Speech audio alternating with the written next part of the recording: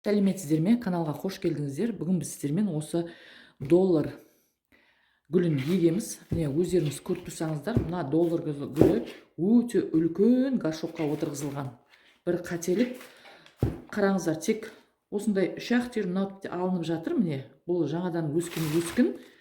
Бірақ мына жердегі мына жер кішкентай қиылыпты. Енді бұны суға салып қою керек, бұны отырғызбаймыз.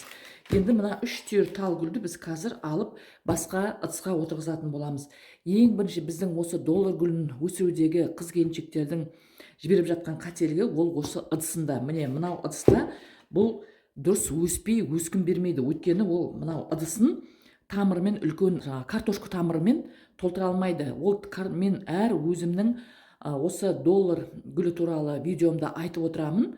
Бұл доллар гүлі мына астындағы картошкасын өсірмей еш уақытта мына жапырақ бермейді деп. Сондықтан да біз бірінші бұл гүлді отырғызуда астындағы ыдысын дұрыс таңдауымыз керек. Енді қараңыздар, мен осы мына горшокты қазір ауыстырғанда мына горшокқа отырғызғым келіп тұр.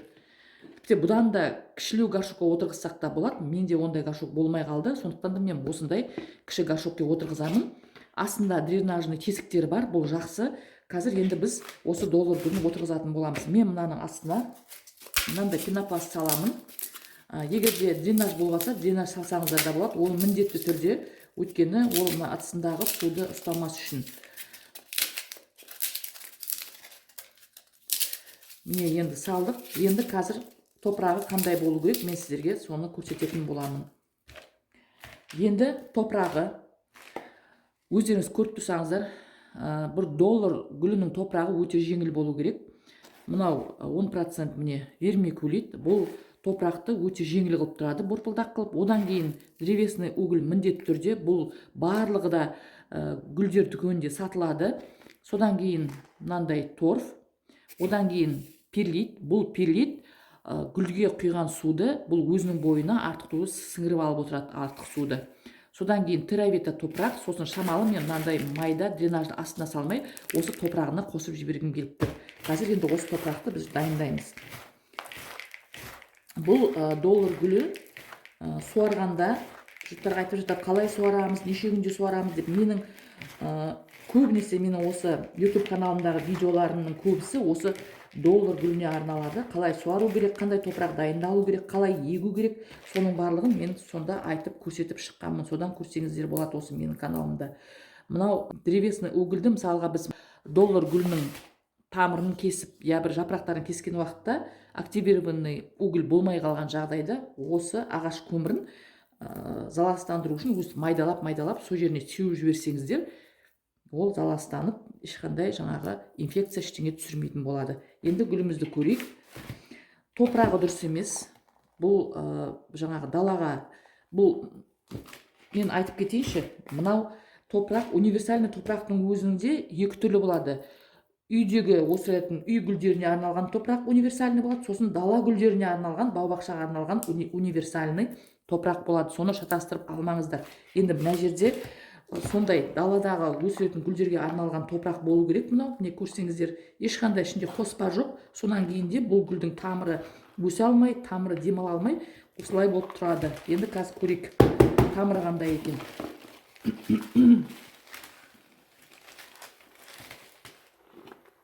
Бұның да астына ешқандай дренаж ештеңе салмаған. Міне өздеріңіз көрсеңіздер, ешқандай дренаж жоқ астында. Тамыры өте кішкентай, қараңыздар, бірақ шіріп барып тоқтаған. Мына тамырлары шірмеген. Енді осы гүлді қазір кішкене ғана біз жуып, қайттан әкеліп отырғызатын боламыз. Бір арман қарай, мына біздің жасалған жаңа топырағымызға өте жақсы дамып өсіп кететін болады. Міне мен тамырын жуып келдім. Өздеріңіз көріп тұрсыздар. Ешқандай тамырын алған жоқпын. Тамырларының барлығы жақсы. Мынау жапырақтары шамалы шөлдеп тұр.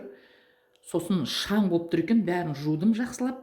Енді бір айтып кететін мәселе, мысалға біз мына гүлді жаңадан отырғызамыз ғой. Кейбір гүлдердің осындай картошкасы болады. Болмаса осындай тамырлары жуан болады. Ал кейбір гүлдердің тамырлары жіңішке болады, оны өздеріңіз білесіздер отырғызғанда. Сол кезде тамырлары жіңішке гүлдерді біз міндетті түрде мынандай топыраққа отырғызған уақытта оны суарамыз. Ал мынандай гүлдерді біз топыраққа отырғызғаннан кейін барып 3-4 күннен кейін барып суарсақ болады. Өйткені мына тамырларының барлығында, картошкілерінде бұл су жинап тұрады. Сосын топырақ кепкен уақытта ол қайтадан осы тамырындағы суды мынау жапырақтарына беріп отырады. Сондықтан да бұл гүлдерді біз суармасақ та болады. Бірақ мен бүгін бұл гүлді суарамын. Өйткені көрсеңіздер, бұның жапырақтарының бәрі оратылып, мынандай қылып жұмсарып, су ішкісі келіп тұр. Сондықтан да мен бұл гүлді суарамын. Енді құрметті көрермендер, мен тағы ойланып тұрмын, мына кішкентай горшокқа отырғызсам ба екен деп. Бұл горшок, мына қараңыздар, мынадан 2 есе кішкентай, ал мына горшок мынадан 3 есе кішкентай. Көрдіңіздер ма? Енді қараңыздар, мынаның тамыры, мынау жапырақтары ұзын, үлкен болғанмен тамыры кішкентай, көріп тұрсыздар. Сондықтан да бұның біз мынау жапырақтарына қарап емес, тамырына қарап егеміз бұл гүлдерді. Тамыры кішкентай болса, қандай гүл болмасын, мейлі ұзын 2 метр, 3 метр өсіп тұрса да, біз бұл гүлдің тамырына қарауымыз керек. Тамыры кішкентай болса, кішкентай ыдысқа егеміз. Енді қараңыздар, мынаған егейін десем, келесі жылы қайттан отырғызуға болады. Оған дейін бұл картошкасын, мынаның барлығын ашық жеріне картошкасын толтырады. Міне. Осыған егіп қоюға да болады. Осыған егейін мен. Мынаны қайттан алып, шамалы дренаж саламыз кішкентай астына.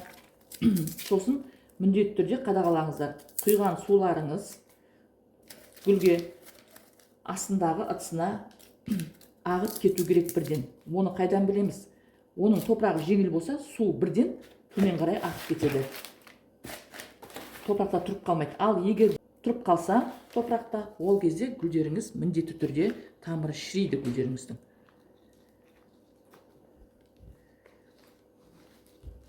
Міне. Енді қазір осыған біз мына құмымызды саламыз.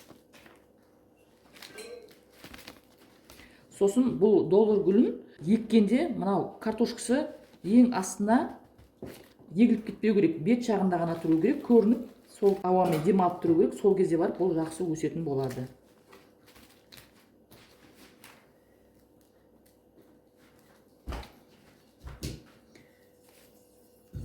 Енді біз бұны ұстатып қоямыз. Өткенде мынау кішкене жапырақтары шамалы қисайыңқырап тұр.